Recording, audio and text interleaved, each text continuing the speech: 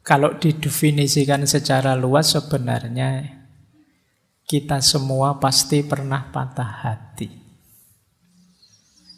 Dalam pengertian kekecewaan, kegalauan karena keinginan kita tidak terpenuhi. Mari kita bawa sakit hati kita secara vertikal. Kalau bahasa akademis itu kita melakukan spiritualisasi sakit hati. Sejauh mana sakit hati itu kemudian jadi kendaraan kita untuk tambah dekat kepada Allah. Yang pertama tentang patah hati ini. Nursing one broken heart is equal to the worship of many years. Nursing itu kan merawat, ngopeni. Orang yang patah hati, one broken heart, orang yang kecewa hatinya, orang yang gelisah galau, itu setara dengan ibadah bertahun-tahun. Jadi maka bulan ini kita latihan ngopeni orang-orang yang patah hati. Jadi ayo latihan ya, karena seperti saya bilang di sesi pertama dulu, belakangan ini banyak orang depresi. Bahkan tingkat kematian karena depresi itu tinggi, mengalahkan kematian karena kanker. Jadi ayo ya, kita temani saudara-saudara teman kita yang sedang patah hati. Jangan diketawakan. Kita ketawa karena melihat dari luar. Kalau kita rasakan dari dalam, betapa berat yang mereka rasakan. Kadang-kadang di medsos itu malah dimarah-marahi. Ada orang depresi bahkan sampai mencoba bunuh diri, malah diketawakan, dimarah-marahi. Kita tidak tahu seberat apa beban yang ada di hati mereka. Bahkan kata Hazrat Sultan Bahu ini, kita merawat, menemani mereka yang patah hati itu seperti ibadah bertahun-tahun. Jadi ayo diperbanyak ibadah ya. Antara lain ngancani saudara teman-teman kita yang sedang patah hati. Mereka ini ada di fase-fase harus sering kita temani. Karena kalau sendirian biasanya ya mereka tidak kuasa menaklukkan diri mereka sendiri. Baik, bismillah kita mulai. Jadi pembukaannya ini ya. Ini anggap saja berarti malam hari ini kita latihan ibadah. Karena menemani orang patah hati itu setara dengan ibadah. Ada banyak hadis yang mengindikasikan justru Allah itu bersama-sama orang yang lemah, orang yang terpinggirkan, orang yang kesusahan, orang yang sakit dan lain sebagainya. Ya tentu saja termasuk orang-orang yang patah hati ini. Siapa tahu mereka ini bisa jadi jalan kita untuk tambah dekat kepada Allah, menghadirkan ridhonya Allah, sayangnya Allah pada kita. Lah kalau saya sendiri yang patah hati Pak, gimana? Ya enggak apa-apa, kamu temani jiwamu sendiri kalau enggak ada yang menemani ya. Nanti ada pendapatnya Jalaluddin Rumi menarik tentang itu. Baik, bismillah kita mulai. Saya mulai dari yang ringan-ringan dulu, nanti di belakang agak berat. Saya awali dari Imam Syafi'i. Siapa tahu ini akarnya patah hatimu. Kata Imam Syafi'i, ketika hatimu terlalu berharap kepada seseorang, maka Allah timpakan ke atas kamu pedihnya sebuah pengharapan. Supaya engkau mengetahui bahwa Allah sangat mencemburui hati yang berharap selain Dia. Maka Allah menghalangimu dari perkara tersebut agar kamu kembali berharap kepadanya. Ini coba kamu pahami maksudnya Imam Syafi'i ya. Orang itu bisa patah hati karena dia kecewa pada orang lain. Kekecewaan ini muncul karena sebelumnya ada harapan pada orang lain itu. Kalau kamu tidak terlalu berharap, ya tidak terlalu kecewa. Semakin besar harapan, semakin besar kekecewaan. Besarnya harapan menunjukkan kemelekatan. Jadi kalau harapanku padamu sangat besar, itu kan berarti aku tidak bisa dipisah darimu. Nah, siapa yang jargonnya kalau sedang berduaan, engkaulah segalanya.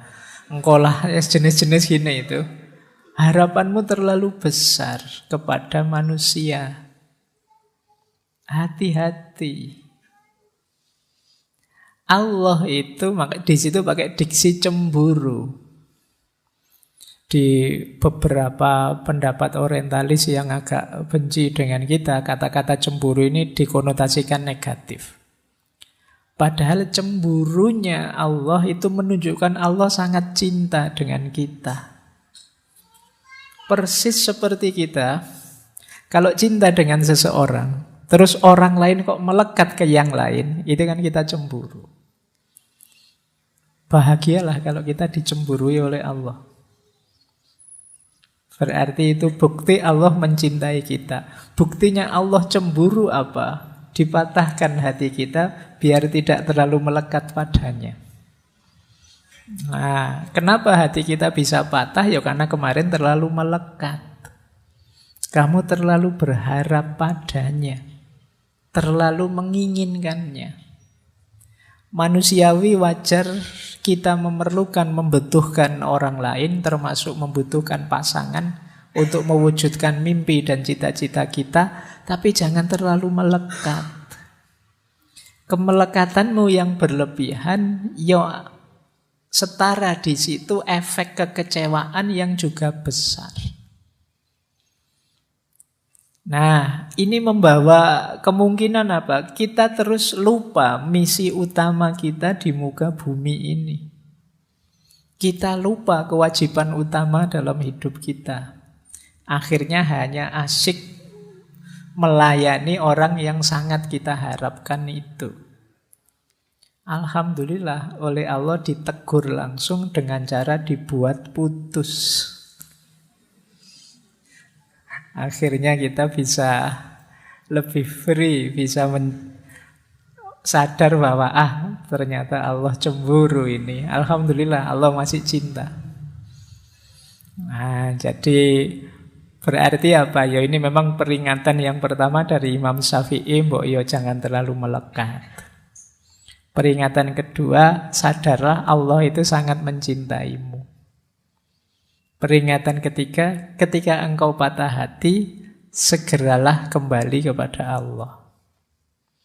Nah ini dari quotes-nya Imam Syafi'i ini, paling tidak kita punya pijakan awal sekarang, ya jangan sedepresi itu.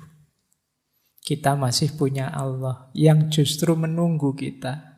Allah sangat mencintai kita, mencemburui kita. Kita saja mungkin yang terlalu jual mahal kepada Allah. Nah, ini perspektif pertama dari beliau Imam Syafi'i. Baik, saya lanjutkan ya. Kita mulai masuk ke tokoh-tokoh tasawuf sekarang. Ini Robi'ah.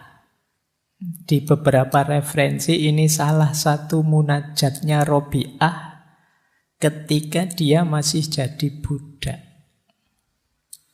Beliau ini sebenarnya lahir dari keluarga meskipun tidak kaya tapi terhormat, tapi mengalami banyak peristiwa tragis. Sehingga sampai beliau jadi budak dalam ceritanya. Ada momen ketika beliau pahit sekali. Ketika beliau dikejar-kejar, ada seseorang yang ingin mencelakainya. Kemudian sampai beliau terjatuh, terluka. Nah ini salah satu kalimat yang beliau ucapkan saat terluka itu. Yang di beberapa referensi bunyinya seperti ini. Ya Allah, aku adalah musafir, tanpa ayah dan ibu. Seorang yatim piatu dan seorang budak. Aku telah terjatuh dan terluka. Meskipun demikian, aku tidak bersedih hati oleh kejadian ini. Hanya aku ingin sekali ridhomu. Ini Robi'ah. Ada cerita yang lain, satu ketika Robi'ah ini jatuh berdarah. Saat dia melihat tangannya berdarah, dia tersenyum. Terus bilang, Alhamdulillah. Nah, muridnya dan juga temannya heran. Jatuh Alhamdulillah, itu kan harusnya innalillahi. Tapi tidak, kata Rabi'ah, Alhamdulillah, ini dari kekasihku. Apapun yang diberikan oleh kekasihku, bagiku itu indah. Ya dia kan cintanya hanya pada Allah saja. Nah, kalimat munajatnya Rabi'ah ini mengajarkan pada kita, apapun yang aku alami, sengsara seperti apapun, aku tidak masalah. Aku tidak sedih kok ya Allah, aku tidak galau. Asal engkau ridho padaku. Itu sudah segalanya bagiku, kata Rabi'ah. Jadi ungkapan seperti ini itu pasti muncul dari rasa cinta yang sangat dalam. Orang yang sudah cinta itu diberi apapun oleh yang dia cintai, termasuk hal-hal yang pahit sekalipun, dia tetap senang. Asal jangan dipisah dengan yang dia cintai. Maka cintanya Rabi'ah pada Allah, ya buahnya seperti ini. Dia rela sakit, dia rela berdarah-darah, nggak masalah. Ya Allah, aku hanya ingin ridhomu saja. Ini dulu mirip ceritanya Rasulullah. Kan ada kisahnya Rasulullah itu waktu beliau berdakwah di Thaif. Kemudian di situ beliau dilempari batu, ditaburi pasir, berdarah-darah, dikejar anak kecil-kecil. Sampai beliau istirahat di salah satu kebunnya orang Thaif.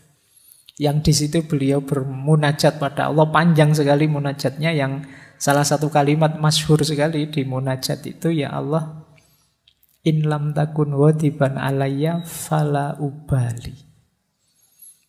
Jadi meskipun aku berdarah-darah seperti ini, meskipun begitu beratnya ujian ini, asal engkau tidak murka padaku ya Allah, aku tidak peduli. Batin yang bisa seperti ini itu syaratnya memang batin yang sudah mencintai Allah. Kalau kamu masih negosiasi dengan Allah, masih banyak pamrihnya, masih belum ikhlas, ya mungkin bisa mengucapkan seperti itu, tapi formalitas. Ngomongnya sambil meningis-meningis, nangis, itu tidak bisa senyum kayak Rabi'ah. Kamu sakit berdarah-darah, sakit ini kok ya. Meskipun kamu bilang tidak apa-apa ya Allah, yang penting kamu ridho, tapi ya beda kalau tidak ada cinta di dalamnya, itu acting, formalitas. Kalau Rabi'ah ya keluarnya otomatis dari batin yang mencintai Allah. Loh, di versi perspektif yang ini berarti ada jalan agar patah hatimu tidak berat. Apa? Masih ada Allah. Tidak masalah kok kamu putus, tidak masalah kok kamu kecewa. Dalam keinginanmu yang manapun, asal Allah ridho. Nah, ini cara berpikirnya para sufi. Tidak masalah kamu nyalon gagal. Tidak masalah kamu ditinggal pasanganmu. Tidak masalah kamu dimaki-maki orang di medsos. Tidak masalah, banyak sekali kepahitan hidupmu. Yang masalah satu-satunya adalah ridhonya Allah. Ini Allah ridho padaku apa tidak ya? Nilaiku jatuh tidak apa-apa. Ujianku kepepet-pepet terancam DO tidak masalah. Asal Allah ridho saja tidak apa-apa. Nah itu alasanmu ya nanti kalau ditanya orang tuamu. Kok tidak lulus-lulus le? Wah saya tenang aja Pak. Saya tidak lulus juga tidak apa-apa. Nilai jelek juga tidak apa-apa Pak. Yang penting Allah ridho. Nanti dijawab sama orang tua, mana bisa Allah ridho, kamu males. Baik, kita lanjutkan. Jadi ini cara pandangnya Rabi'ah. Ada yang menarik. dari perspektifnya Robi'ah tentang penderitaan. Seperti patah hati ini. Ini bentuknya cerita. Coba nanti kita cek ya, kita ada di mana.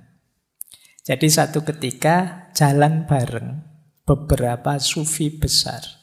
Robi'ah, kemudian Hasan al-Basri, Malik bin Dinar, dan Syakik al-Balkhi. Nah, terus ngobrol-ngobrol tentang ujian dan penderitaan. Diawali Imam Hasan al-Basri, kata beliau, orang itu tidak dipercaya kata-katanya. Jika dia tidak tabah kalau ada ujian dari Tuhannya. Sebaik apapun yang diomongkan orang, kata Hasan al-Basri, kalau dapat ujian kok tidak kuat, tidak tabah, terus melenceng, beda dengan yang diomongkan, ya tidak usah dipercaya omongannya. Ya kalau hidupnya senang terus sih tidak masalah, tapi begitu ada ujian, coba kayak gimana perilakunya. Orang itu kan kelihatan aslinya kalau pas lagi susah. Kalau pas lagi seneng sih kamu enak, tapi pas lagi susah, ayo coba, aslimu akan kelihatan. Maka kata Hasan al-Basri, orang itu tidak bisa dipercaya kata-katanya kalau dia tidak tabah menerima ujian dari Tuhan. Tapi pandangan ini dikritik oleh Robi'ah. Kata-katamu itu berbau egoisme. Masih aku. Nah, terus Syakik mencoba menjawab, mungkin ini yang diinginkan Robi'ah. Kata Syakik al-Balkhi, seseorang tidak dapat dipercaya kata-katanya jika dia tidak bersyukur atas ujian dari Tuhannya. Ini lebih tinggi levelnya. Diuji sulit tapi malah bersyukur. Ini sebenarnya orang pintar. Karena dia tahu di balik segala ujian dari Allah itu pasti ada hikmah, ada makna untuk peningkatan kualitas dirinya. Maka ketika diberi kesulitan dia bersyukur. Ini lebih tinggi. Kalau di Imam Hasan al-Basri tadi agak defensif, bertahan. Kalau di Syekh Syakik al-Balkhi ini enggak, dapat ujian malah bersyukur. Alhamdulillah ya Allah, Engkau beri aku ujian. Tapi kata Robi'ah, masih belum.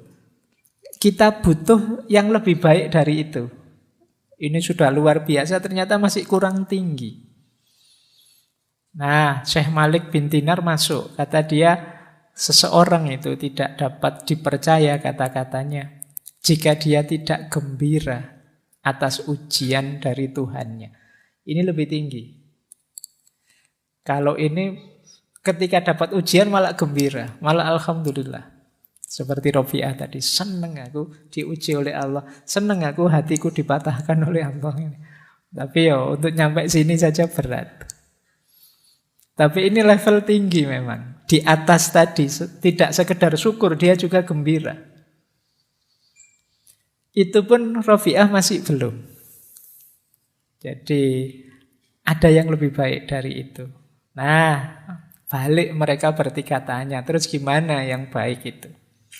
Kata Robi'ah, seseorang tidak dapat dipercaya kata-katanya jika dia tidak melupakan ujian saat merenungi Tuhannya.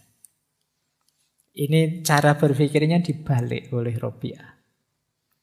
Kita itu kan ketika dapat ujian baru ingat Tuhan. Tapi kalau di Robi'ah dibalik. Ketika kita ingat dekat dengan Tuhan, kita siap menerima apapun termasuk ujian. Jadi orang di levelnya Robi'ah ini bahkan sebelum mendapat ujian, dia sudah ikhlas, sudah ridho. Ya Allah, Engkau beri apapun aku siap. Yang paling pahit pun aku siap. Asal Engkau tidak meninggalkanku. Ini yang saya bilang tadi, level cinta. Sulit orang seperti ini. Karena itu berarti dia tidak tidak minta yang sifatnya menyenangkan, menggembirakan. Yang dia minta hanya biar bisa dekat pada Allah. Kalau kita kan masih banyak permohonan macam-macam kepada Allah. Kalau Rabi'ah tidak. Dia mintanya Allah saja. Nah, ini coba ya nanti kalian ada di mana. Kalau ada ujian kalian tabah, atau kalian bersyukur, atau kalian gembira, atau tidak kamu pikir sama sekali, siap menerima apapun asal dekat terus dengan Allah. Nah, ini jawabannya tidak bisa hafalan ya. Karena kalau mahasiswa kalau ditanya begitu mesti hafalan. Hafalan itu dia jawab yang paling baik. Kamu tanya yang jujur, dirimu ada di mana, nanti ayo kalau memang masih di bawah ya kalau bisa naik kelas. Jadi semula sih saya menarget tabah Pak kalau dapat ujian. Ya siapa tahu bisa naik level, bisa bersyukur. Atau bisa gembira. Atau sudah saya tidak mikir itu, fokusku Allah saja. Diberi apapun yang pahit, yang manis, ayo.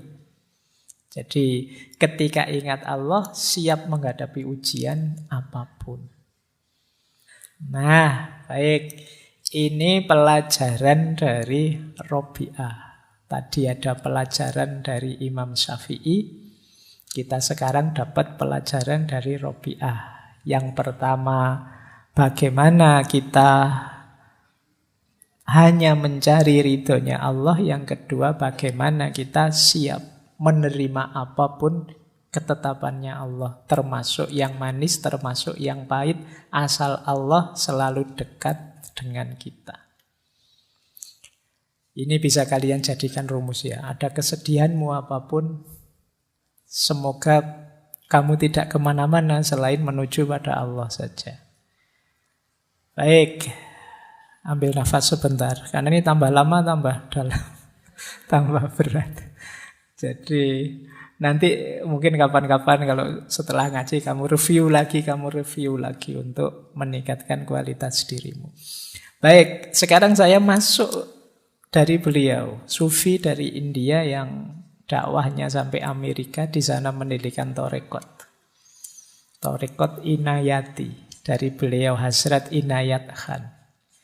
Beliau ini menarik. Kalau Maulana Jalaluddin Rumi itu menggabungkan tari dengan kesufian. Kalau beliau ini menggabungkan musik dengan kesufian. Jadi beliau ini pemusik tapi juga sufi. Menulis banyak sekali tentang musik. Dulu pernah kita bahas. Saya lupa itu di tahun berapa. Mungkin 2021 atau berapa. Zaman pandemi. Saya masih ingat karena di era pandemi kan saya ngomong sendiri di kamar itu.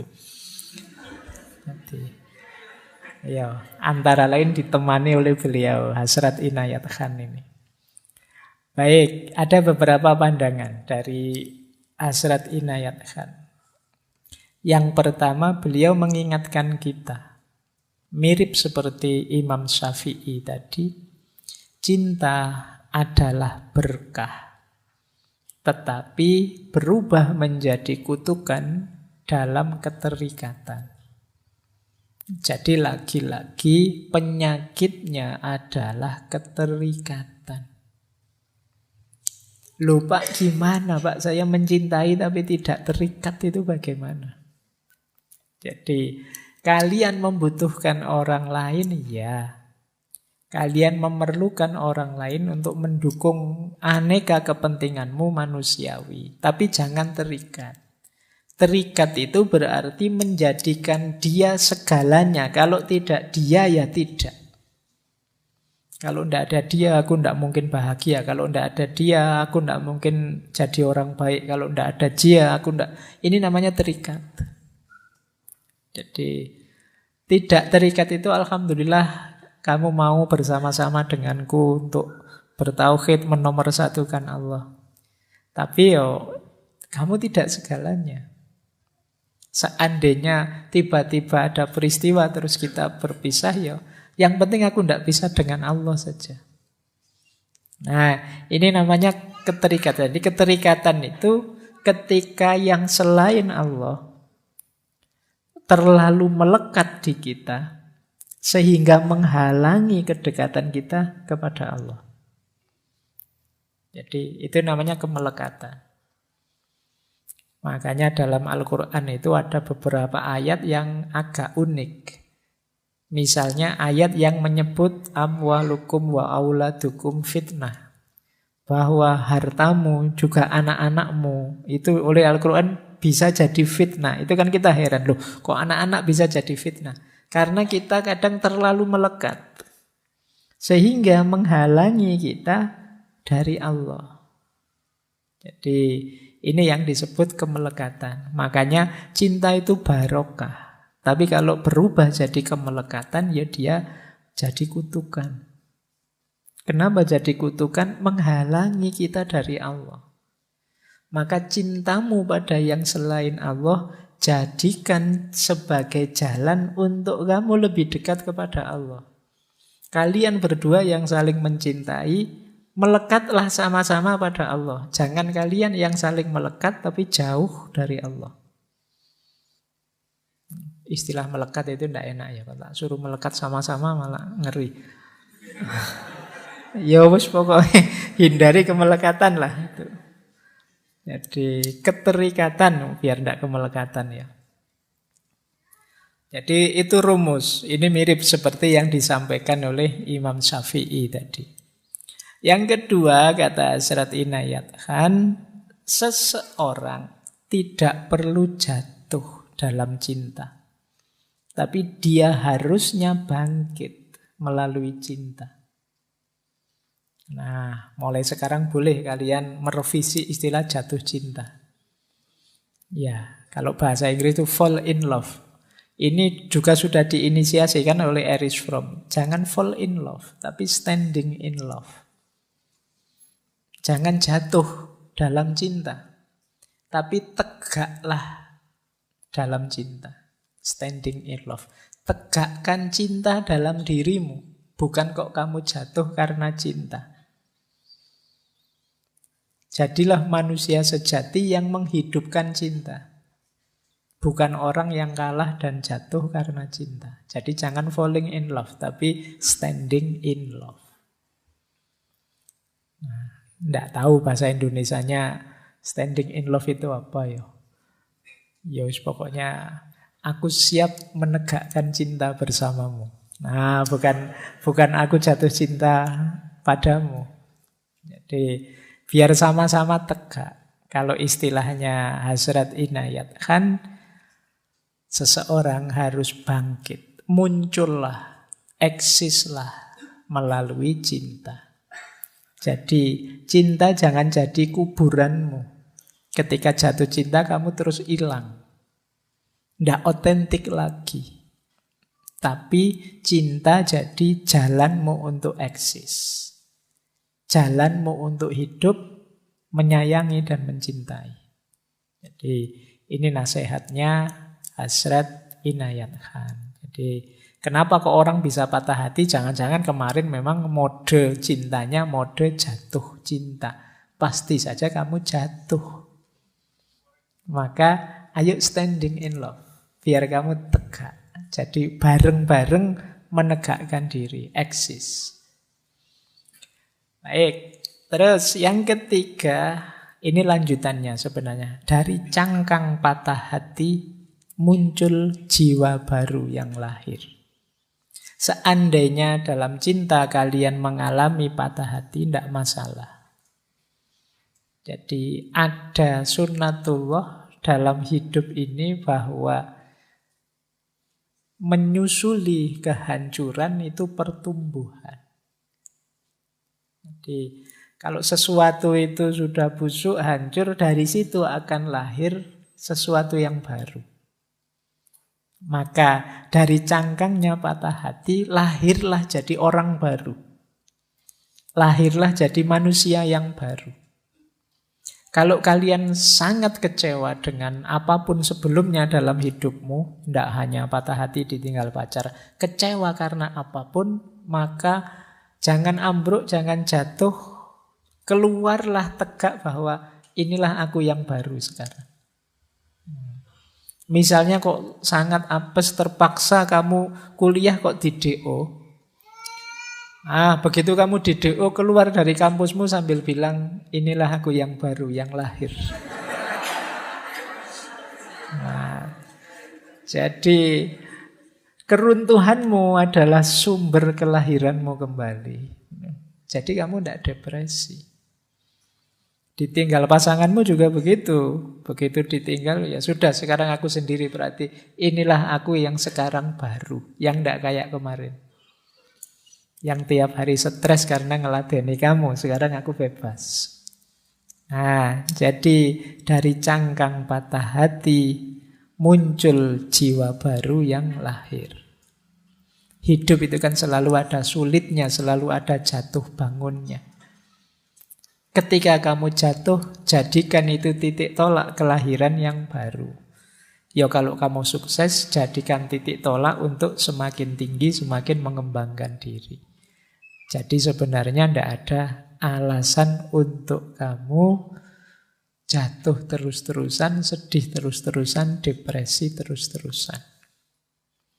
Lahirlah jadi orang yang baru. Banyak orang yang depresi karena jenuh.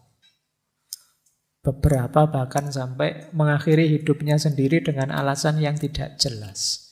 Karena dia jenuh, merasa hidup kok kayak gini lah, padahal itu enak. Ada artis yang kaya, yang ganteng, yang cantik, tapi mengakhiri hidupnya. Alasannya depresi, jenuh dengan hidupnya. Mungkin kalian perlu latihan ini. Jadi kalau kamu jenuh dengan hidupmu yang versi sekarang, bikinlah versi baru hidupmu. Kamu ingin seperti apa? Dan itu sangat mungkin. Karena yang menguasai hidupmu kan dirimu. Manusia itu paket potensi, bukan paket jadi. Kamu ingin jadi apa saja bisa. Kamu ingin jadi orang seperti apapun, tinggal kamu latih, kamu bentuk dirimu. Kalau kamu jenuh dengan versi dirimu yang sekarang, bikin versi baru. Yang kamu inginkan yang bagaimana? Yo, tentu saja semoga versi barumu yang positif. Jangan kok, Pak saya jenuh jadi orang baik Pak. Misalnya, yo jongono. Jadi versi yang baru yang positif. Pak saya jenuh jadi orang yang kemarin kok terlalu pendiam ya, jadi kurang Ya sudah, ayo latihan nggak pendiam lagi, mungkin agak ceria sedikit, agak terbuka sedikit.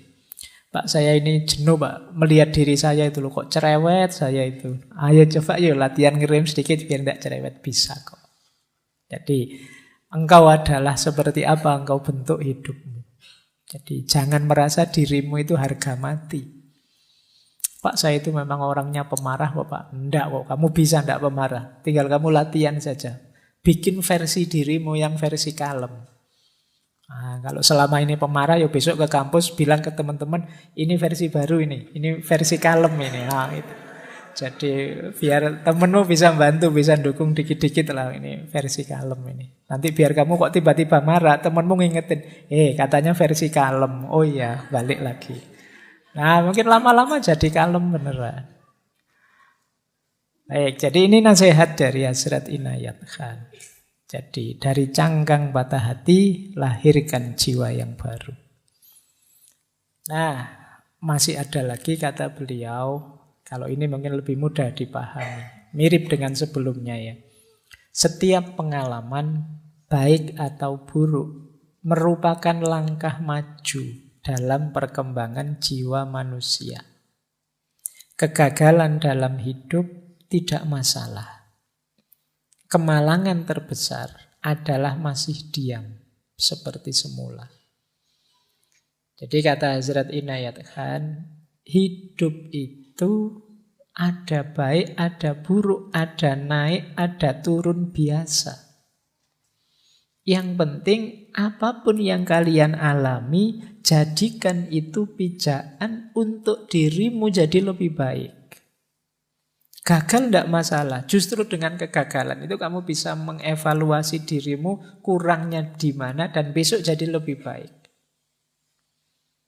Kemalanganmu terbesar adalah kamu mandek, tidak berkembang. Jadi kata Hazrat Inayat Khan, naik turun. Hidupmu kok sedang baik atau sedang buruk, tidak masalah. Setiap pengalaman adalah pelajaran. Dan pelajaran terbaik adalah pelajaran yang mengubah dirimu jadi lebih baik. Berarti jangan terlalu kamu risaukan, Pak, saya kok nasibnya jelek terus, Pak, malang terus, Pak. Ya tidak apa-apa, itu berarti pelajaranmu berat terus. Tidak masalah. Asalkan apa? Efeknya kamu jadi tambah baik, tambah baik. Itulah yang diinginkan.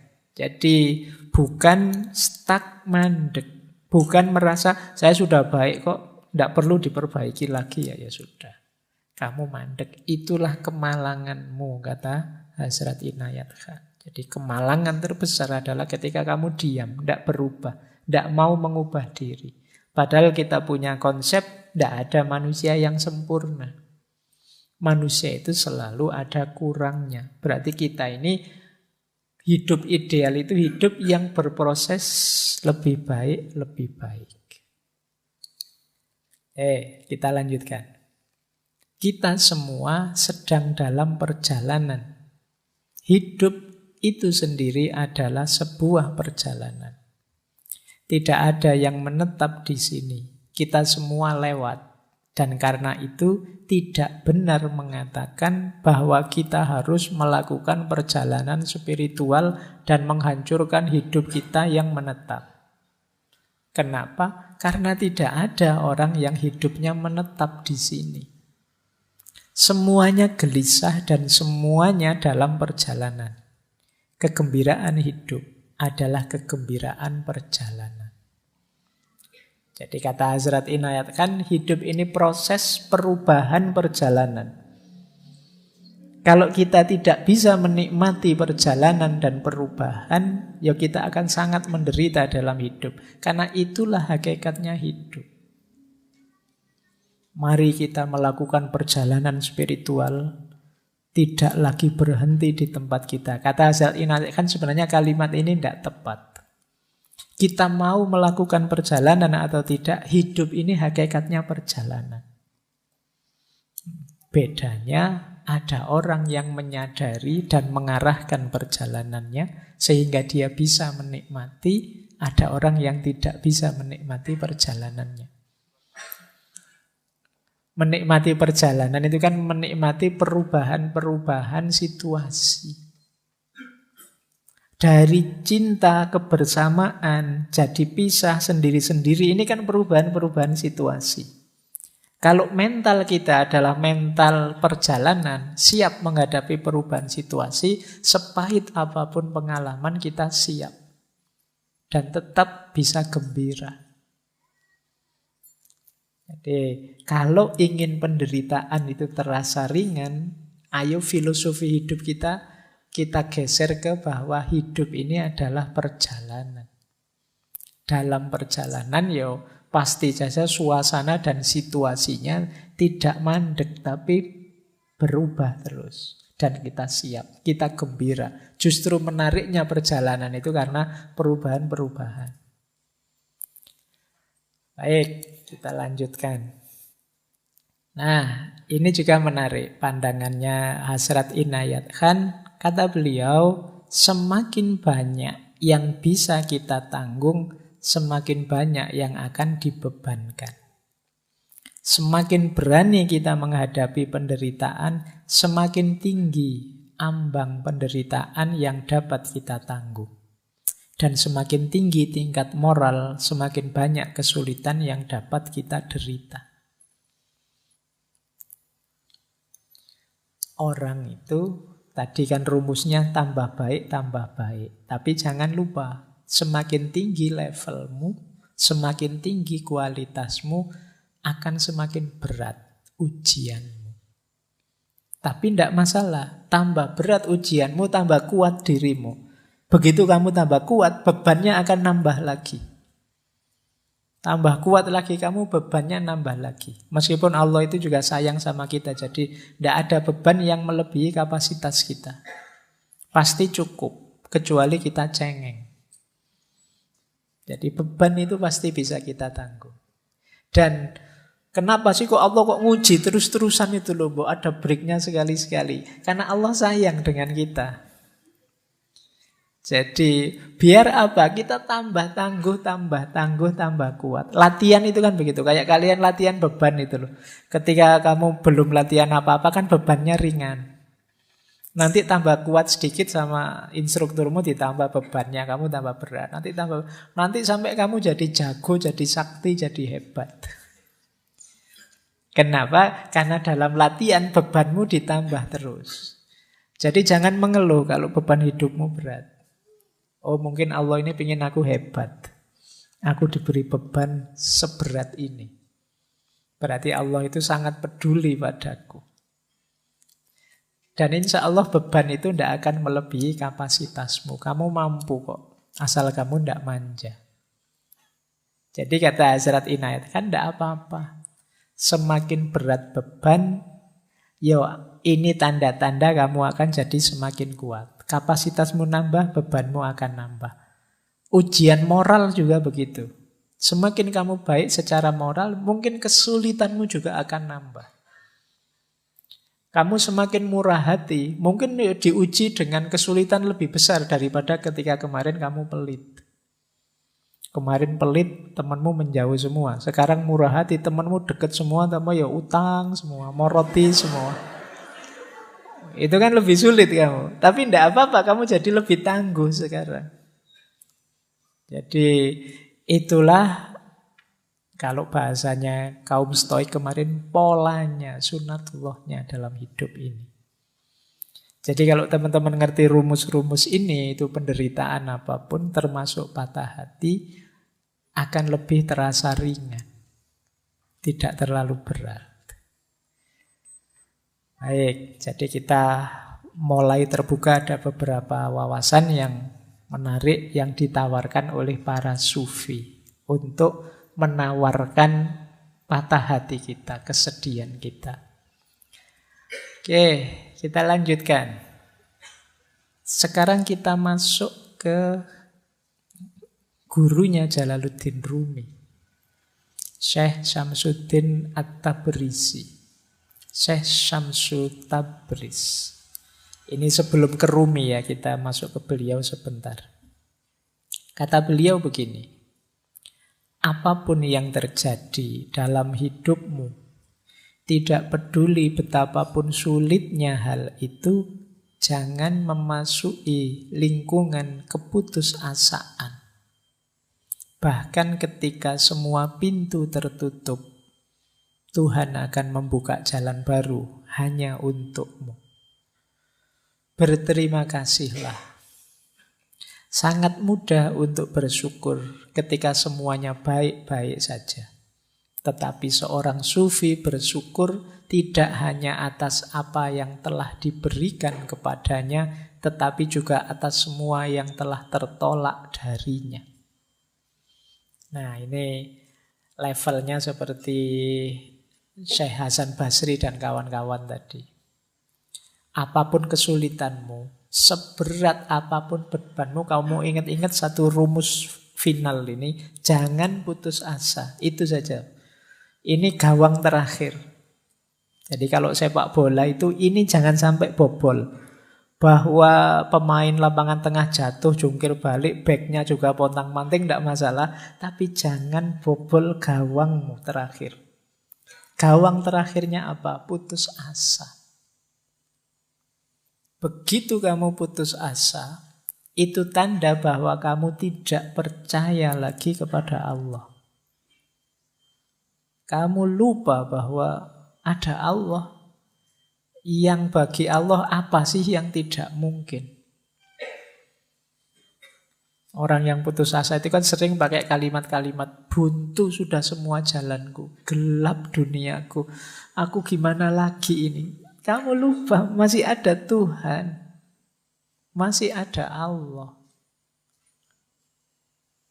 Jadi Syekh Syamsu Tabriz mengingatkan kita, apapun kesulitanmu, apapun bebanmu, jangan biarkan gawangmu yang terakhir ini bobol, yaitu keputusasaan.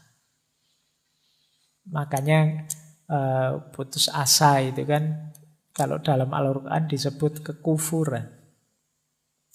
Karena apa? Karena orang yang putus asa berarti dia melupakan Allah atau tidak percaya dengan kekuasaannya Allah.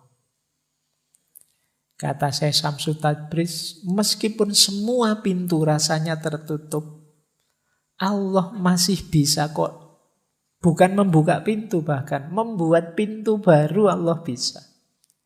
Yang tidak terbayangkan mungkin selama ini olehmu. Jadi, tidak mungkin Pak lewat ini, lewat itu, lewat ini. Jalan yang saya hitung itu tidak ada yang beres. Itu kan hitunganmu. Jadi, bagi Allah apa yang mustahil? Wong dari Masjidil Haram ke Masjidil Aqsa, dari Masjidil Aqsa ke Sidratul Muntaha, ya bisa. Dalam waktu semalam.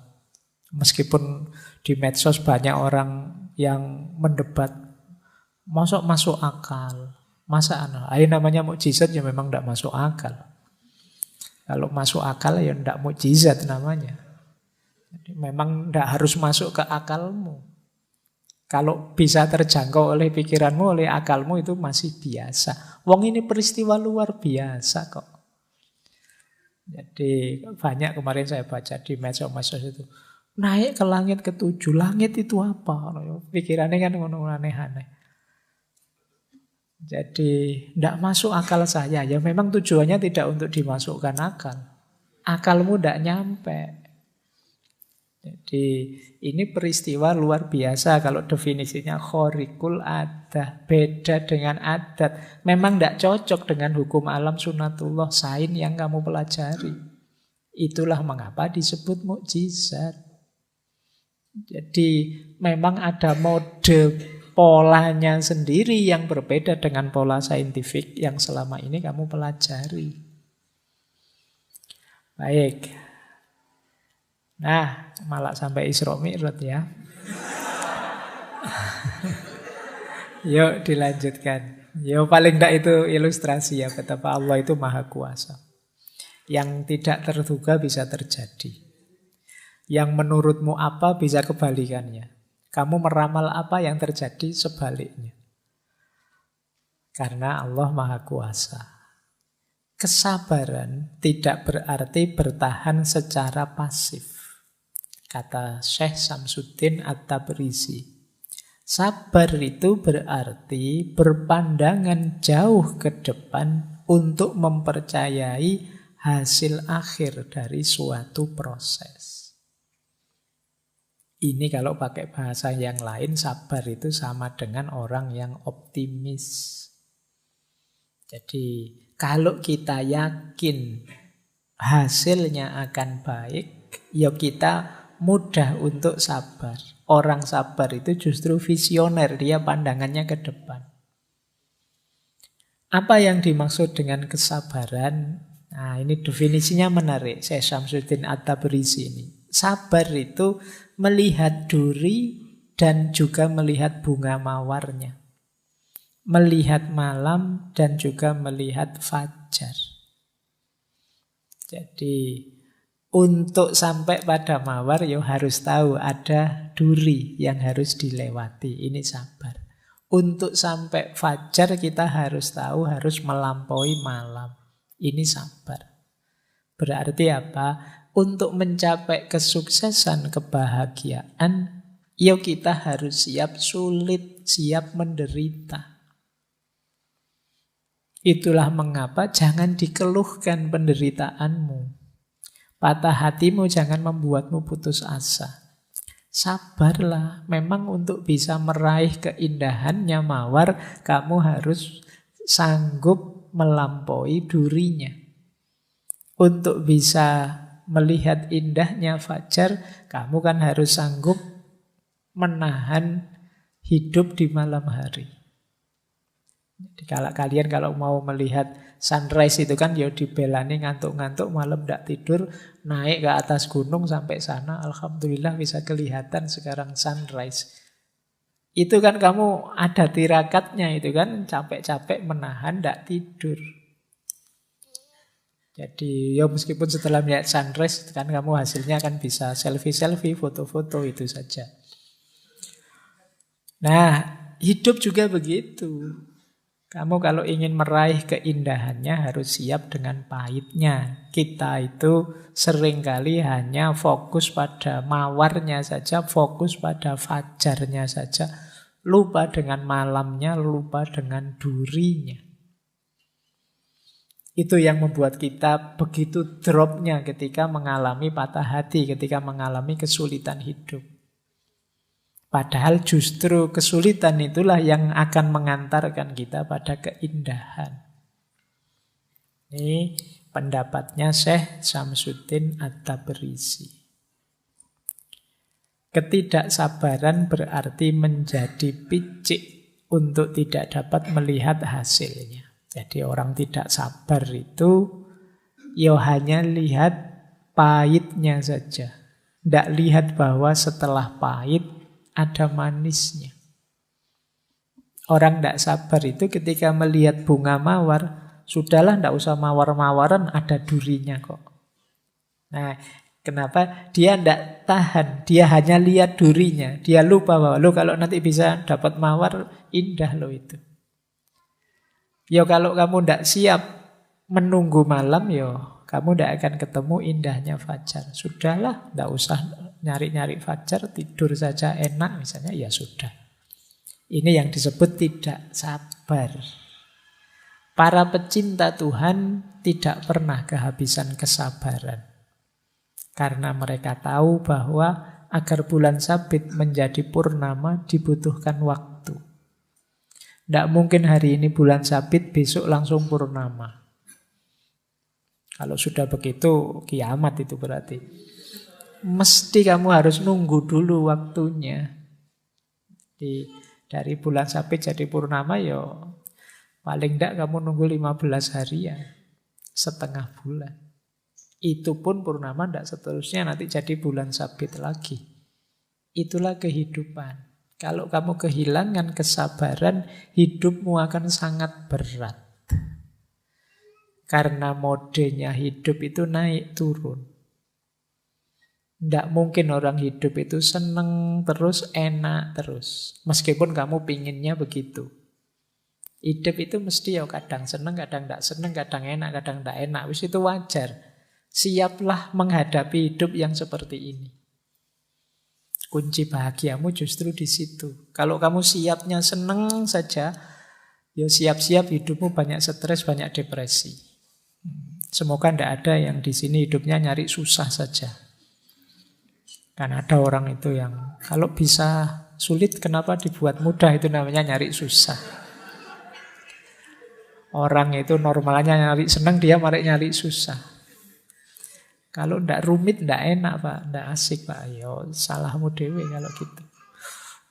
Baik, ya jadi orang yang normal-normal saja. Wajarnya kita mencari kebahagiaan, kesenangan, tapi kita harus sadar hidup ini ada kesulitan juga, ada problem juga, ada naik turunnya juga.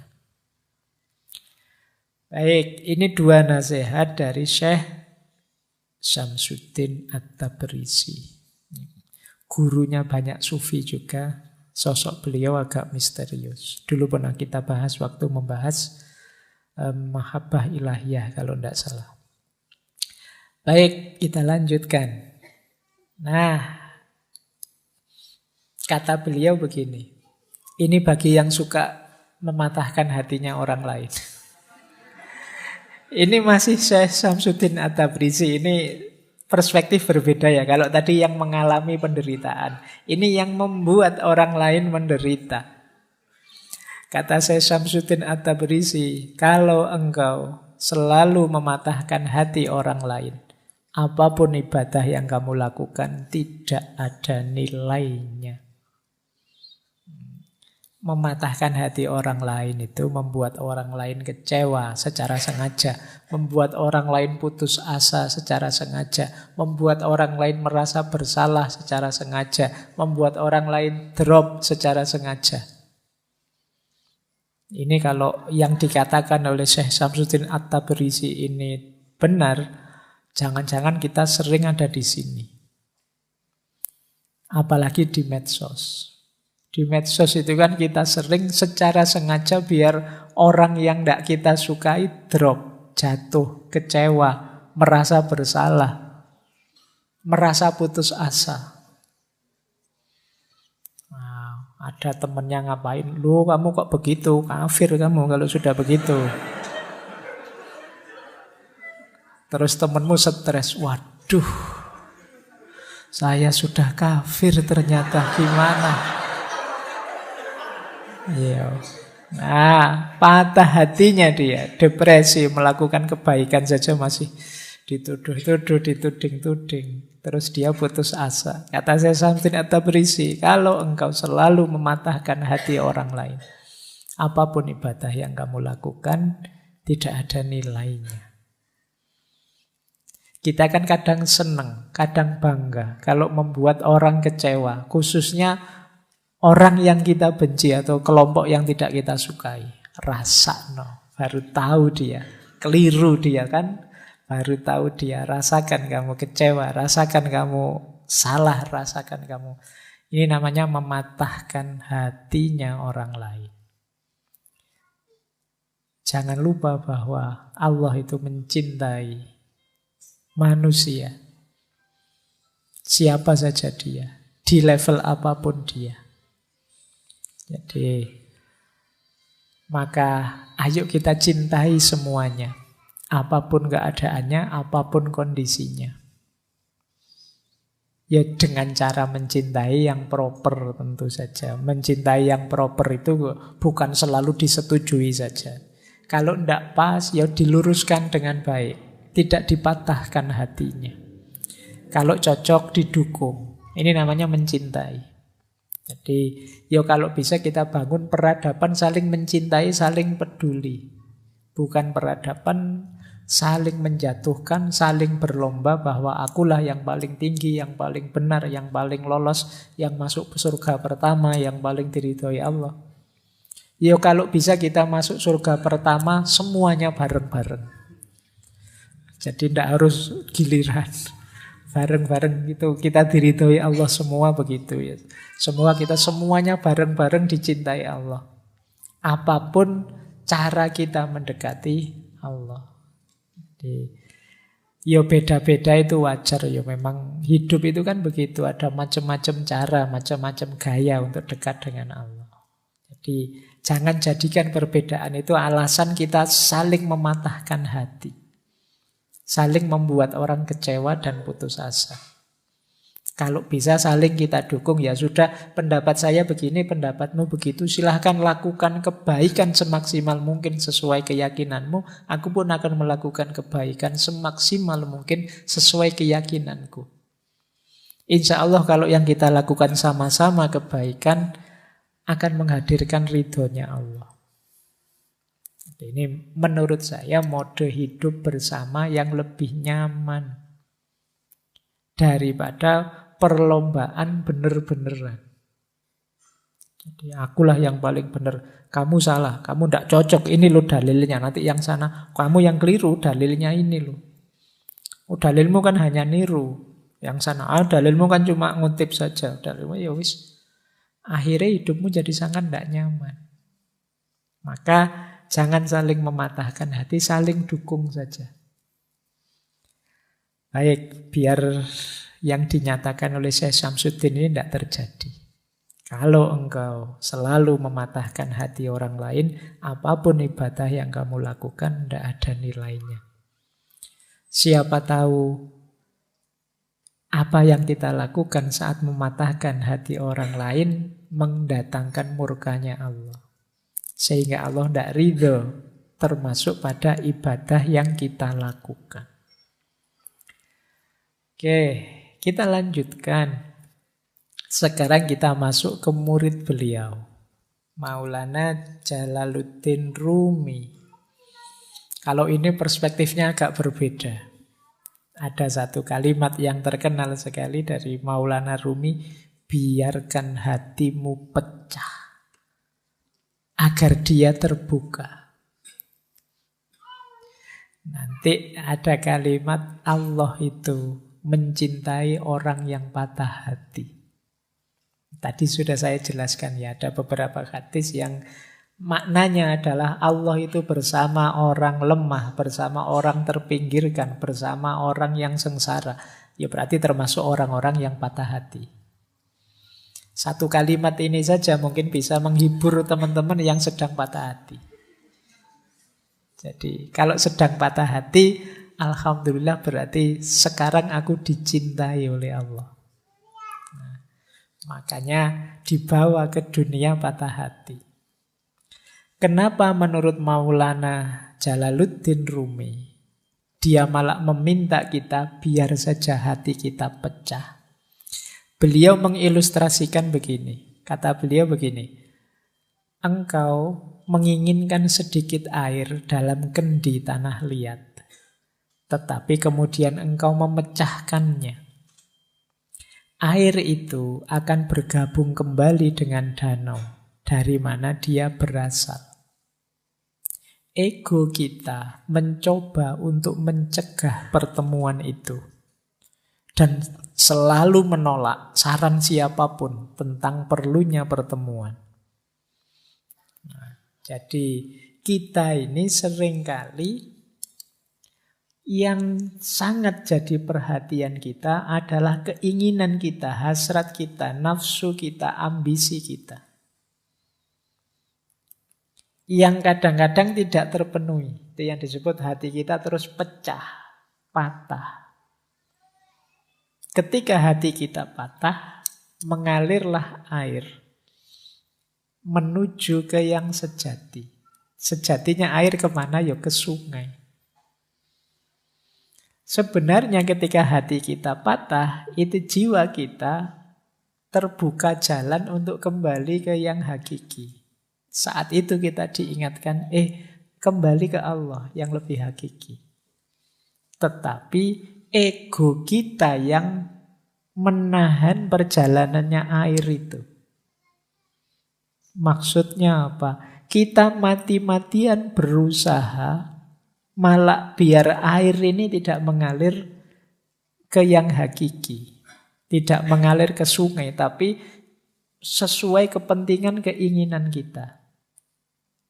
Ketika kita kecewa, misalnya patah hati ditinggal pasangan kita, itu kan kita justru energi paling besar yang kita lakukan adalah gimana caranya agar bisa balik kembali.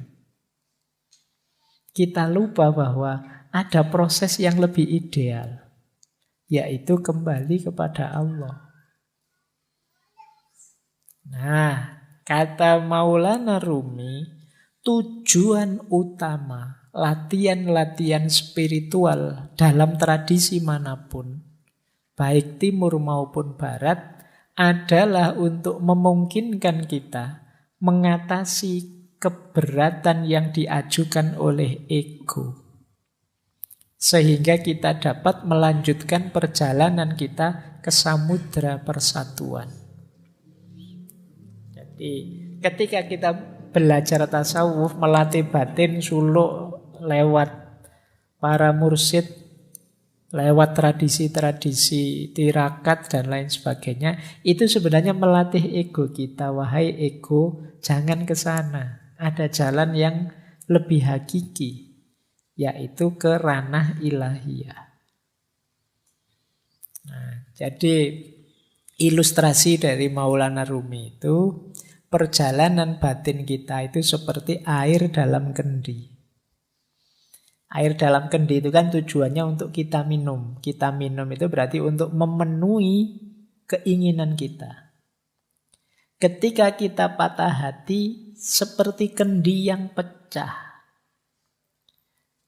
Berarti apa? Yang semula untuk memenuhi keinginan kita sekarang keluar, mengalir. Mengalir ini sebenarnya baik. Kenapa? Dia akan mengalir bersatu dengan aslinya. Tempat asalnya, yaitu sungai. Tapi kita yang sudah terlanjur punya nafsu untuk minum, ini ego, biasanya mati-matian gimana caranya air ini tidak mengalir ke sungai, tapi memenuhi kehausan kita.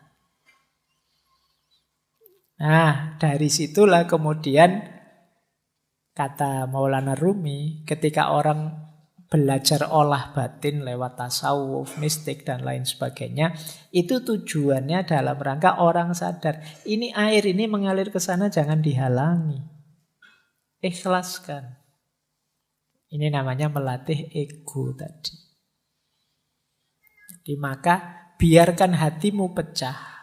Berarti sekarang saatnya kamu kembali ke ranah ilahiyah. Justru sekarang terbuka jalan. Kalau hatimu tidak pecah, ya kamu tetap akan memanjakan nafsu, hasrat, ambisi duniawimu. Kalau hatimu tidak pecah, ya kamu lupa bahwa aslinya air itu bergabung ke sungai.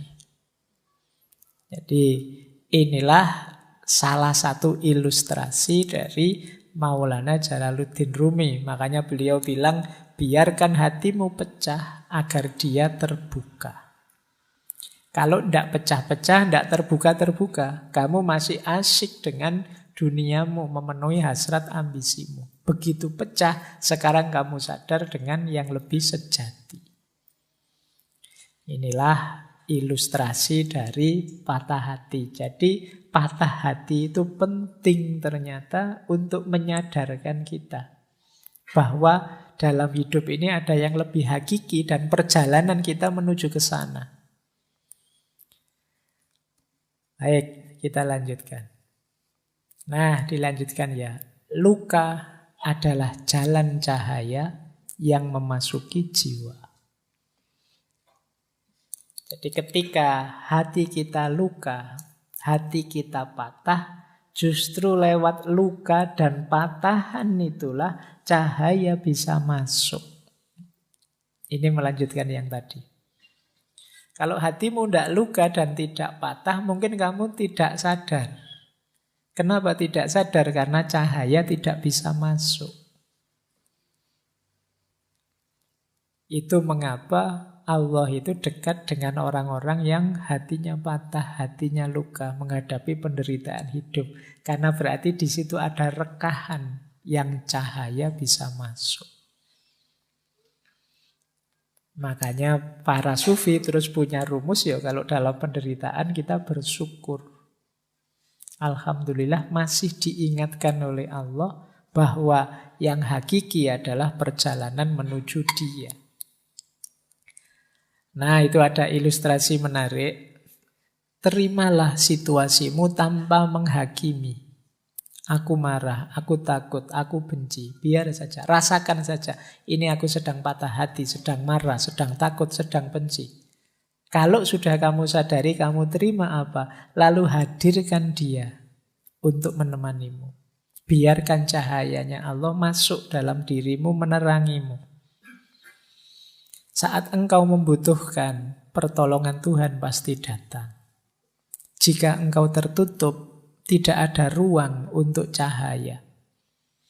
Perlu ada celah dalam hatimu agar cahaya bisa masuk.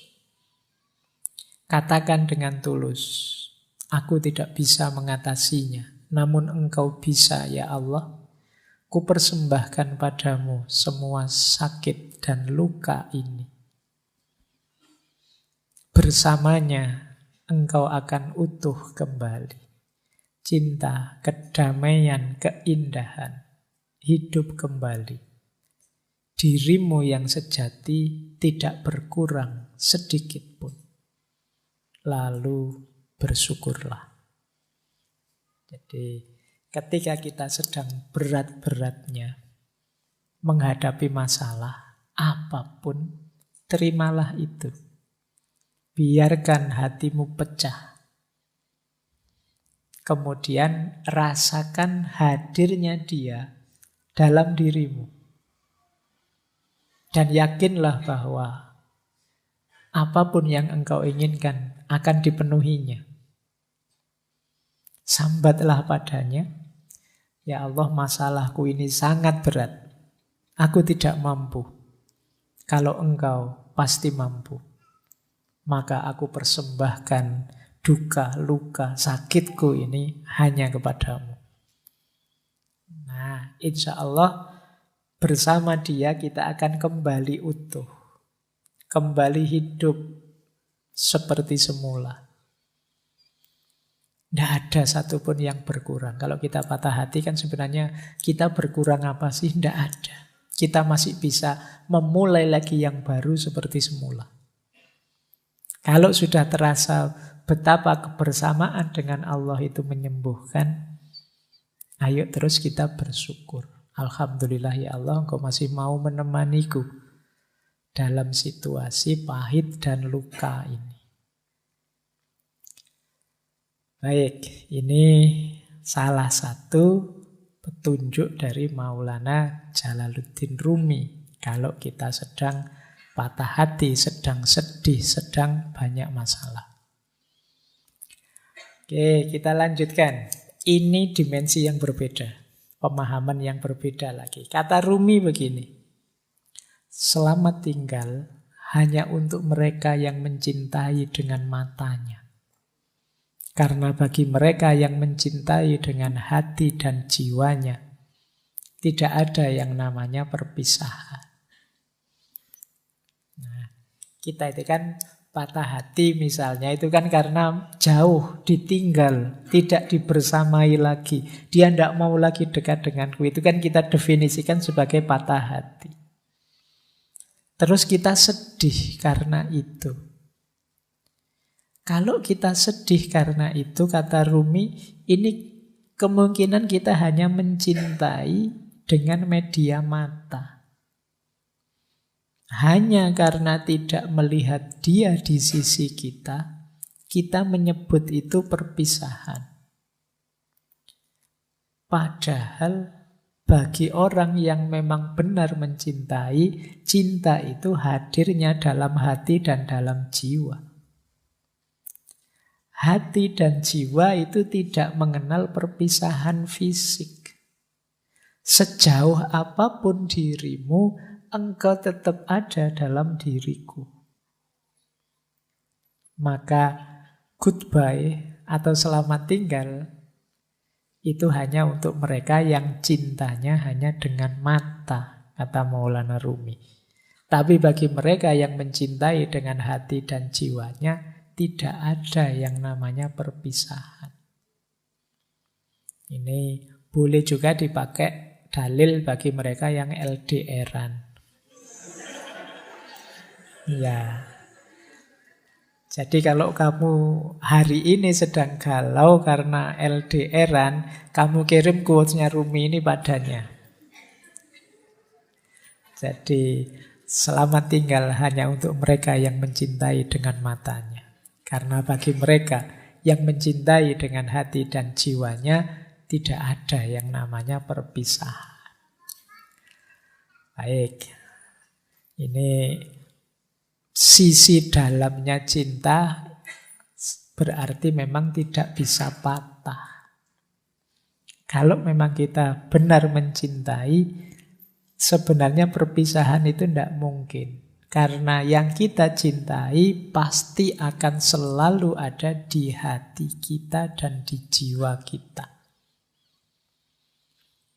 Meskipun dia misalnya, wah ini dia kok nikahnya sama orang lain, ya kita sudah lama. Iya kan fisiknya sama orang lain, tapi cintamu padanya kan masih ada di sini. Iya. Jadi Yo abot rek memang. Tapi kan untuk menghibur diri perlu teori ini. Biar kamu nangismu ndak keras-keras. Jadi ini makanya quote ini jangan dikirimkan ke mantanmu yang sudah punya pasangan ya. Nanti bisa jadi masalah itu. Mantan kok ngirim yang ini, itu bisa trouble itu. Baik, kita lanjutkan ya. Ini salah satu pendapatnya Maulana Rumi. Ini menarik kalimat ini. Biarlah sang pecinta menjadi tercela, menjadi gila, menjadi linglung. Orang yang sadar akan khawatir tentang hal-hal buruk. Biarlah sang pecinta saja Ini sebenarnya ingin bilang, orang itu kalau memang benar mencintai, dia tidak akan peduli. Dianggap tercela, dianggap gila, dianggap linglung. Ya konteksnya Maulana Rumi ini cinta ilahiyah ya, cinta kepada Allah. Meskipun sebenarnya cinta pada pasangan kadang-kadang juga ada yang selevel ini. Orang normal yang sadar biasanya tidak seneng dengan disebut gila, disebut orang bingung, disebut kamu itu mbok yang waras. Kita kan enggak, orang normal itu tidak seneng begitu. Tapi orang yang mencintai tidak peduli. Disebut tidak waras tidak masalah. Disebut gila juga tidak masalah. Disebut ngeyel juga tidak masalah, tidak apa-apa.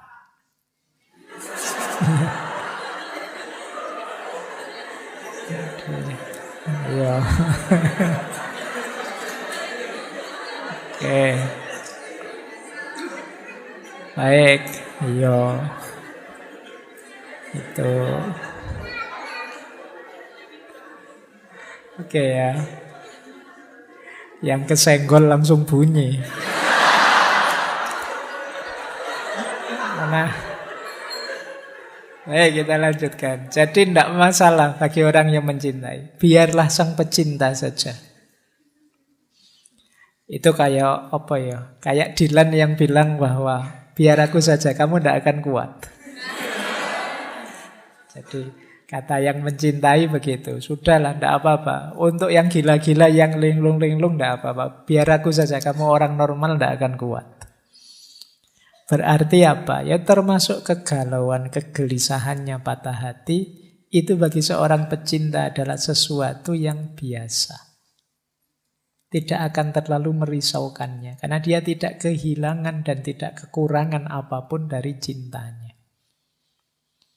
Jadi biarlah sang pecinta saja. Biarlah yang mencintai saja. Baik. Masih ada lagi. Kalau ini bahasa saya, kalau kalian punya kemampuan ini, kalian akan bahagia. Kemampuan menikmati penderitaan. Jadi Rumi kan dikenal dengan tarian Darwis berputarnya. Kata beliau begini, menarilah saat lukamu terbuka. Menarilah saat kamu telah merobek perbannya. Menarilah di tengah pertempuran. Menarilah dalam darahmu. Dan menarilah pula saat kamu benar-benar bebas. Jadi ini Rumi menceritakan betapa terjalnya jalan cinta itu. Engkau akan terluka berkali-kali, tapi tetaplah menari. Menarilah di tengah pertempuran dan menarilah dalam darahmu. Meskipun pada akhirnya ketika kamu mampu menikmati segala penderitaan itu, engkau akan benar-benar bebas. Jadi, ini diilustrasikan ketika Rumi itu kan pertama kali melakukan tarian yang masyhur sekali. Darwis berputar itu kan ketika beliau sedang sedih, sedang galau, ditinggal gurunya, Syekh Samsuddin At-Tabrisi. Ketika beliau sedang ada di sebuah tempatnya pandai besi, mendengarkan besi yang ditempa, diiringi oleh kesedihannya, akhirnya tubuhnya bergerak sendiri. Itu bisa kamu bilang bergerak dalam kesedihan. Tapi kesedihan ini dibawa menari dan dibawa naik menghadap Allah. Maka di antara rumusnya kalian menghadapi kesedihan, menghadapi patah hati itu, kalian akan sangat tangguh kalau bisa sampai di level bisa menikmati kesedihan. Bisa menikmati kegalauan. Boleh kamu bikin jargon, galau itu asik loh. Sedih itu menarik. Banyak karya-karya besar lahir karena kesedihan. Karena kegalauan. Sering saya bilang, energinya orang sedih, energinya orang patah hati itu luar biasa. Tinggal kamu mampu atau tidak menikmati dan mengelolanya. Jadi Kayak kalian waktu jatuh cinta itu kan energinya juga besar. Tinggal mampu atau tidak kalian mengelolanya. Misalnya orang jatuh cinta itu tiba-tiba jadi puitis. Dikit-dikit nulis puisi. Mbok ya sekalian nulis buku puisi. Lumayan, mumpung kepalamu sedang meledak-ledak, menyala-nyala dengan cinta. Terjemahkan itu dalam kreativitas. Orang jatuh cinta misalnya, itu semangat-semangatnya melayani, membahagiakan yang dicintai. Mbok yo yang dicintai itu mengarahkannya untuk yang produktif, kreatif. Kalau kamu cinta padaku, ayolah kamu lulus semester 7. Kalau kamu cinta padaku, loh ini kan energinya jadi luar biasa. Diarahkan ke yang positif, kreatif gitu loh. Jangan hanya minta yang kecil-kecil, yang sepele-sepele. Kalau cinta padaku, mau neraktir aku, ndak sepele itu. Mintalah yang lebih monumental. Jadi itu yang saya maksud energinya. Karena biasanya ketika yang meminta yang dia cintai, itu dia bisa tenaganya berkali-kali lipat. Kecerdasannya meningkat berkali-kali lipat. Hanya karena ingin membahagiakan yang dicintai. Maka seperti yang disampaikan oleh Rumi ini, menarilah saat lukamu terbuka. Menarilah saat kamu merobek perban. Menarilah di tengah pertempuran. Menarilah dalam darahmu. Menarilah pula saat engkau benar-benar bebas. Pada puncaknya, cinta akan membuatmu bebas. Yang paling jelas ya bebas dari belenggu ego, dirimu sendiri. Orang mencintai itu kan ketika orang yang bisa menaklukkan dirinya sendiri. Baik, saya lanjutkan. Nah, Maulana Rumi juga pesan pada kita, rasa sakit yang kamu rasakan ini adalah membawa pesan. Dengarkan mereka. Jadi ini latihanlah mendengarkan lukamu sendiri. Latihanlah memahami pesan yang dibawa oleh kesedihan dan dukamu. Maka jangan terlalu hanyut emosional oleh pengalaman pahit yang kamu miliki. Tapi coba dengarkan ada pesan apa. Ada hikmah apa yang bisa kamu raih. Yo karena yang pesan ini Maulana Rumi yo, berarti perhatikan dia memberitahumu apa dalam rangka meningkatkan kedekatanmu kepada Allah. Dalam rangka menghidupkan cintamu kepada Allah. Peristiwa pahit apapun coba kamu dengarkan. Dia membawamu pesan apa, membawakanmu pesan apa yang itu membuatmu tambah dekat pada Allah. Jadi pesan yang arahnya ke sana. Dengarkan. Karena ketika Allah menetapkan sesuatu, pasti tidak ada yang sia-sia. Termasuk menetapkan patah hatimu. Pasti Allah tidak sedang iseng, tidak sedang saya coba anak ini kalau tak bikin patah hati kayak gimana, pasti tidak sekedar itu. Pasti Allah ingin sesuatu yang lebih besar dan lebih penting dari itu. Maka penting kita mampu membaca luka, mendengarkan patah hati. Ayat itu kan tidak hanya ayat tertulis, tapi juga ayat-ayat kauniyah. Patah hatimu dan lukamu itu ayat-ayat Allah juga. Coba dengarkan pesannya dari situ. Jangan-jangan mengingatkanmu atau mengujimu atau mendorongmu untuk tambah dekat padanya. Dan seterusnya. Baik, kita sudah ketemu Maulana Rumi dan ada kalimat yang menarik dari beliau. Di mana ada kehancuran, di situ ada harapan akan harta karun. Harta karun itu kan biasanya terkubur di balik puing-puing. Kalau tersimpan di lemari kan tidak disebut harta karun. Harta karun ini biasanya tersembunyi. Dan ini ada di balik kehancuran. Maka temukan mutiara-mutiara, temukan harta-harta di balik kesedihanmu, di balik kehancuranmu. Pasti banyak kalau kamu jeli mencarinya. Jadi ini lanjutan dari quotes yang tadi ya. Jadi dengarkanlah dan cermatilah, insya Allah kamu akan ketemu harta karun yang di situ kamu akan bangkit kembali, lahir kembali, jadi sosok yang lebih kuat, lebih hebat dari sebelumnya. Jadi ini pesan dari beliau. Di mana ada kehancuran, di situ ada harapan akan harta karun. Jadi jangan terlalu lama nangis-nangis sedihnya. Beri waktu tersendiri, tapi kemudian segera move on. Bacalah kesedihanmu, dengarkan pesannya, carilah mutiara-mutiara di baliknya, terus lahirlah kembali jadi sosok yang baru, yang lebih tangguh. Ini yang diinginkan oleh Maulana Jalaluddin Rumi. Baik. Nah, ini tadi hubungannya dengan kesepian ya. Memang kalau kita sedang sakit, kita sedang sedih itu perlu teman. Tapi seandainya tidak ada teman dan kamu merasa sendirian, jangan merasa kesepian. Seluruh alam semesta ada dalam dirimu.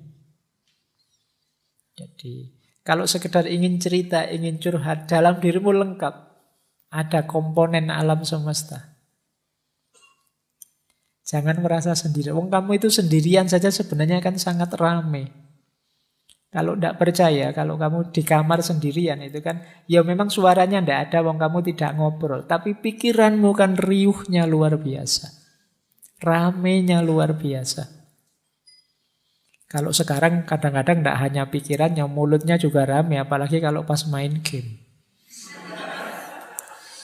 Ya, kamu marah-marah sendiri, mesuh-mesuh dewe, ngamuk-ngamuk dewe.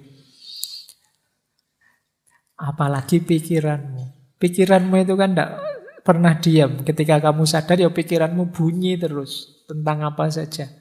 Kamu sebenarnya ramai, jadi tidak perlu merasa kesepian. Seandainya kok dalam kesedihanmu kamu tidak menemukan teman, engkau sendiri cukup. Jangan merasa kesepian. Alam semesta ada dalam dirimu. Nah, ada kalimat menarik dari Rumi. Yang beliau sampaikan tadi mungkin berat. Engkau yang sedang sedih mungkin sulit, tapi I know you are tired, but come, this is the way.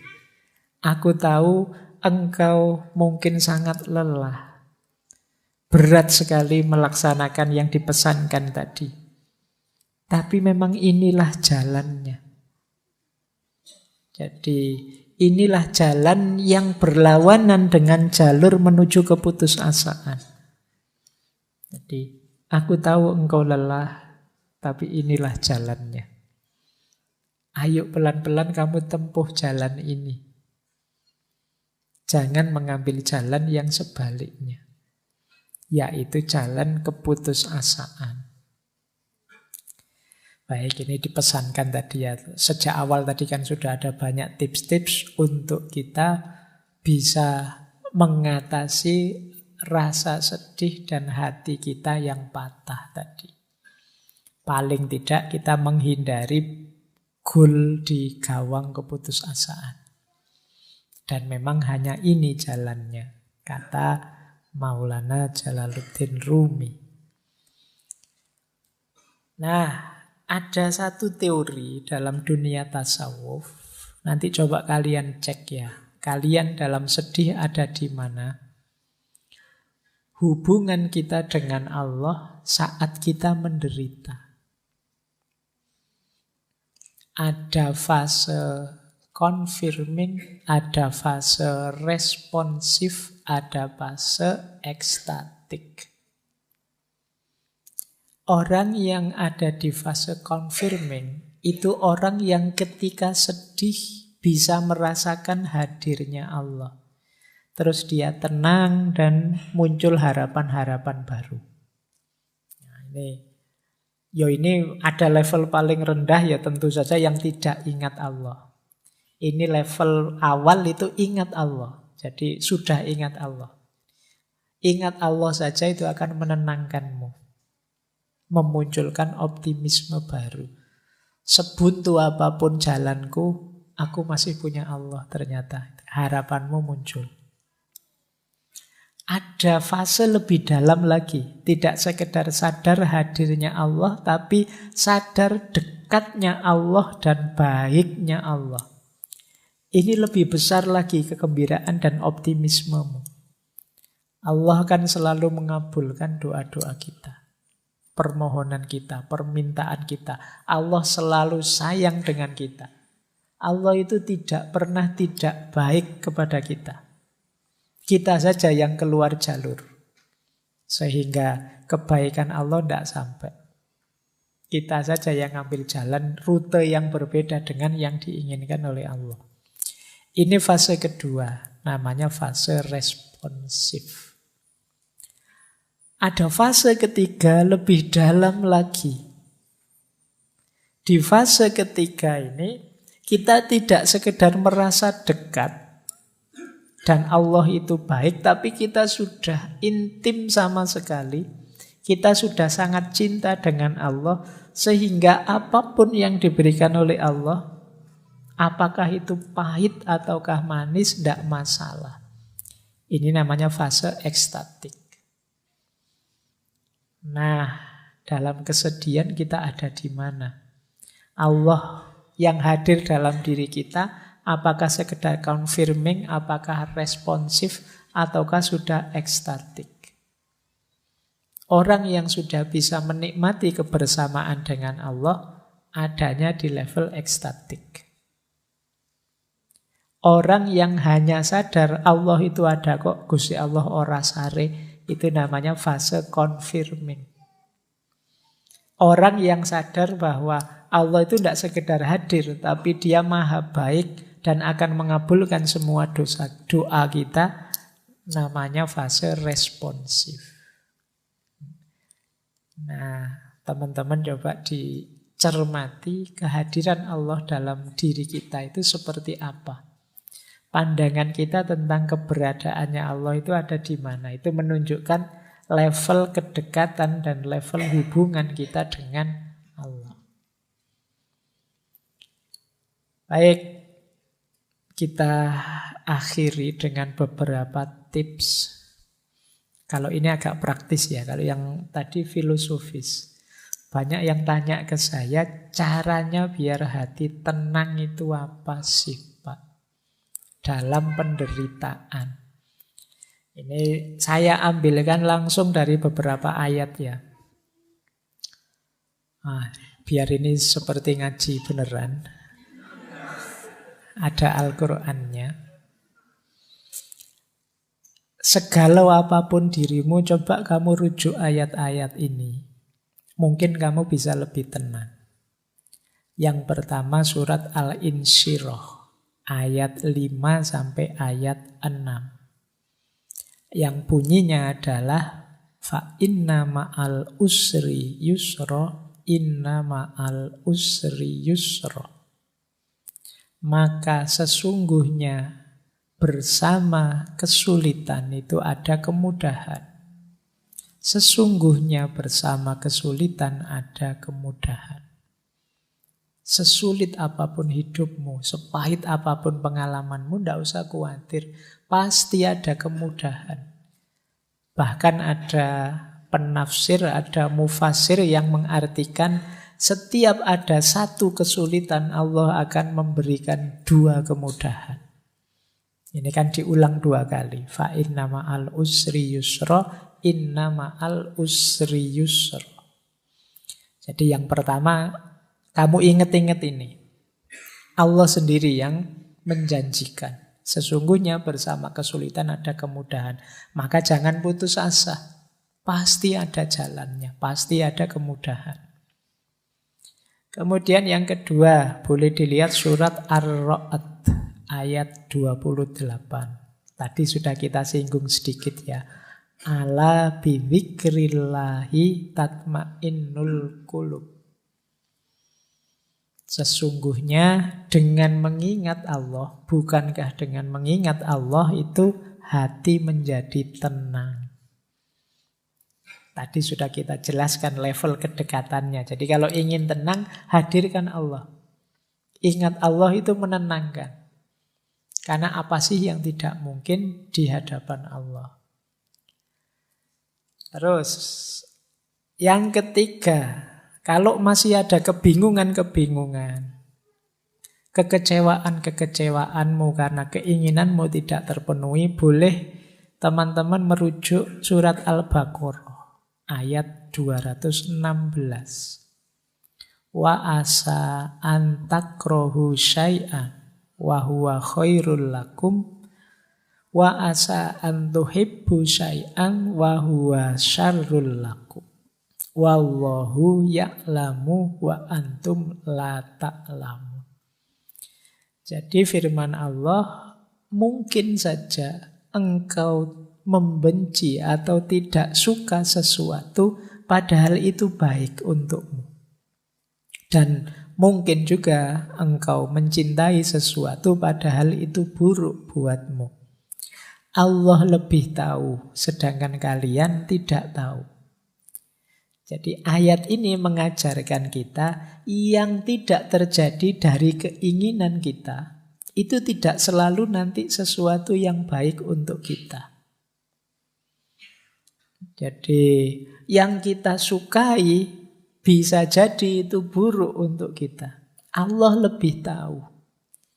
Jangan terlalu kecewa, jangan putus asa. Kalau cita-citamu gagal, bukan berarti itu ada kebaikan yang lepas. Bisa saja itu tidak terlalu baik untukmu. Allah menetapkan sesuatu itu ya pertimbangannya kasih sayang cintanya pada kita. Pikiran kita terbatas. Sulit untuk bisa tahu sampai detail sedalam-dalamnya manfaat dan efeknya sesuatu. Allah lebih tahu. Jadi kalau teman-teman sedang kecewa, sedang galau, keinginannya kok tidak terpenuhi, baca ayat ini. Bisa saja yang aku inginkan, yang tidak terpenuhi itu sesuatu yang aku sukai sih, tapi bisa saja dia buruk untukku. Bisa saja yang aku hindar-hindari, ternyata inilah yang baik untukku. Allah tahu, kita yang tidak tahu. Nah, membaca ayat ini mungkin bisa menenangkan kita. Kalau masih ada galau-galaunya, wa idza sa'alaka ibadi anni fa inni qarib ujibu da'watad da'i idza da'ani. Kalau hambaku meminta padaku, sesungguhnya aku dekat. Aku menjawab doa orang yang berdoa saat dia berdoa padaku. Jadi ayat ini menenteramkan kita masih punya Allah dan Allah dekat, apapun yang aku minta, insya Allah akan dikabulkan. Nah, ini akan menenangkan kita. Yang terakhir surat Ar-Ra'd ayat 24. Salamun alaikum bima sobartum fani'ma uqbaddar. Ini finalnya, kalau memang yang atas-atas tadi masih sulit, sadarilah tetap salamun alaikum bima sobartum. Selamat atas kamu karena kesabaranmu. Fani'ma uqbaddar itu betapa nikmatnya rumah tempat kita kembali nanti ke hadapan Allah. Hidup ini memang banyak ujian, banyak kesulitan, tidak masalah, sabarlah. Ada kenikmatan puncak nantinya bersama Allah. Itu fani'ma uqbaddar. Ini dari Al-Quran. Boleh teman-teman mengambil, ini masyhur sekali, penenang hati, obat hati. Ini sebenarnya nasihatnya Syekh Ibrahim Al-Khawas. Bisa dicek di kitab Risalah Al-Qusairiyah. Kalau di Indonesia sudah jadi lagu terkenal sekali. Dawaul qalbi khamsatu asya'a. Obatnya hati itu ada 5 hal. Qiraatul Quran bitadabbur. Membaca Al-Quran sambil tadabbur, merenungi maknanya. Wa khola'ul batni, dan perut yang kosong, puasalah. Wa qiyamul laili, dan sholat malam. Wa tadurru indas sahar. Jadi merenung, tafakur, zikir pada Allah di waktu sahur, sepertiga malam yang terakhir. Yang kelima, wa mujalasatus sholihin, dan duduk bareng orang-orang yang soleh. Itu menenteramkan hati. Kita zikir tengah malam, kita zikir sepertiga malam, menenteramkan hati. Kita sholat malam, menenteramkan hati. Kita puasa, menenteramkan hati. Membaca Al-Quran sambil tadabbur, menenteramkan hati. Kalau kita kebingungan, apa yang harus saya lakukan? Pikiranku buntu, sedang stres-stresnya, frustasi-frustasinya. Pilih satu di antara 5 atau lakukan 5-5-nya. Paling enggak kalau kita puasa, kita enggak mikir kegalauan kita lagi, mikir laparnya. Oh, itu kan kita, aduh kapan buka puasa ya, habis kamu enggak mikir yang-yangan lagi, terus mikir poso. Makanya kata Rasulullah itu anak-anak muda yang sudah ingin nikah tapi enggak kuat nikah, puasa saja. Puasa bisa jadi benteng. Baik, ini enggak saya jelaskan ya. Dulu ini saya ingat pernah saya jelaskan waktu sesinya Sunan Bonang. Baik, saya tambah satu lagi. Doa.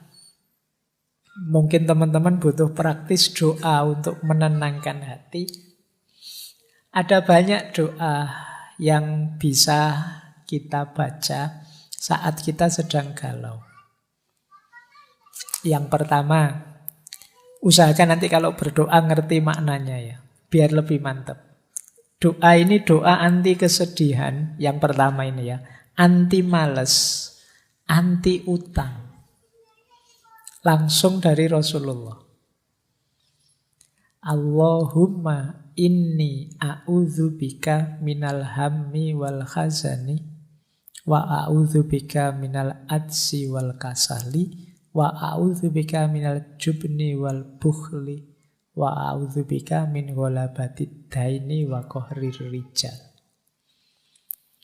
Jadi, ya Allah, aku berlindung padamu dari kegalauan dan kesedihan. Aku berlindung padamu dari rasa lemah dan rasa malas. Aku berlindung padamu dari sifat pengecut dan sifat bakhil. Dan aku berlindung padamu dari dikalahkan oleh hutang dan ditindas oleh orang. Nah, boleh teman-teman berdoa dengan kalimat ini.